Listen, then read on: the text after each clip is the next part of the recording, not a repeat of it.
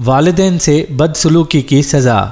دین محمد کو جب گھر سے بیٹے اور بہو کی طرف سے بہت زیادہ طعنے ملنے لگے تو وہ بیٹے سے بہت بیزار رہنے لگے۔ ان کی سوچ ان کو 30-35 برس پیچھے لے گئی۔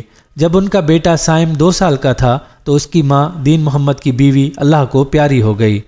دین محمد نے بیٹے کو ماں اور باپ دونوں کا پیار دیا۔ جب تھوڑا بڑا ہوا تو بے جا ضد اور لاڈ پیار سے بگڑنے لگا۔ دین محمد اپنی قلیل آمدنی سے اس کی ہر ضد پوری کرتے۔ جب بیٹا پڑھ لکھ کر ایک پرائیویٹ ادارے میں اچھی ملازمت پر فائز ہو گیا تو دین محمد کو پوتوں پوتیوں کی یاد ستانے لگی اور اس کی شادی کی فکر ہونے لگی، کیونکہ دین محمد بیٹے کا کھانا پکاتا، اس کے کپڑے دھوتا اور استری کرتا۔ اب وہ چاہتا تھا کہ کوئی اس کی گھر والی بھی آ جائے تو اسے بھی کچھ سکون ملے۔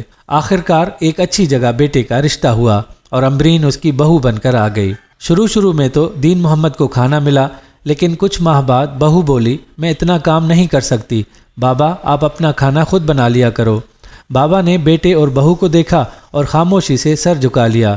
اس کی آنکھ سے آنسو کے چند قطرے گرے جو بیٹے اور بہو نے تو نہیں دیکھے، لیکن خالق کائنات کی عدالت میں وہ آنسو کے قطرے پیش ہو گئے۔ اگلے دن بیٹا بائک سے پھسلا اور معمولی زخمی ہوا، مطلب اللہ کی وارننگ ملی۔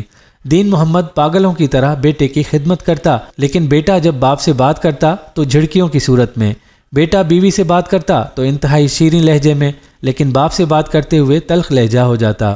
دین محمد آنسو بہاتا رہا، اس کے آنسو اللہ کے حضور گواہیاں دیتے رہے۔ بیٹے کو چھوٹے چھوٹے حادثات کی صورت میں وارننگ بھی ملتی رہی، لیکن ناخلف بیٹے کو اللہ کی وارننگ کی سمجھ نہ آئی۔ اب دین محمد کے گھر پوتی پوتے کی آمد قریب تھی اور دین محمد سارا دن خوش پھرتا، کبھی ادھر کبھی ادھر۔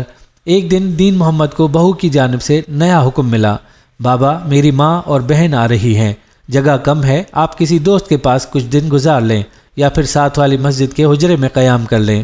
دین محمد نے بیٹے اور بہو کو دیکھا اور بولا، ٹھیک ہے میں چلا جاتا ہوں، میری وجہ سے تمہیں تکلیف ہو مجھے گوارا نہیں، پر بیٹا اپنا خیال ضرور رکھنا، اور ایک بار میں تجھے سینے سے لگانا چاہتا ہوں، بڑے دن ہوئے تجھے سینے سے نہیں لگایا۔ یہ کہتے ہوئے بیٹے کو سینے سے لگایا اور زاروں زار رویا، لیکن پتھر دل بیٹے کی آنکھ خشک ہی رہی۔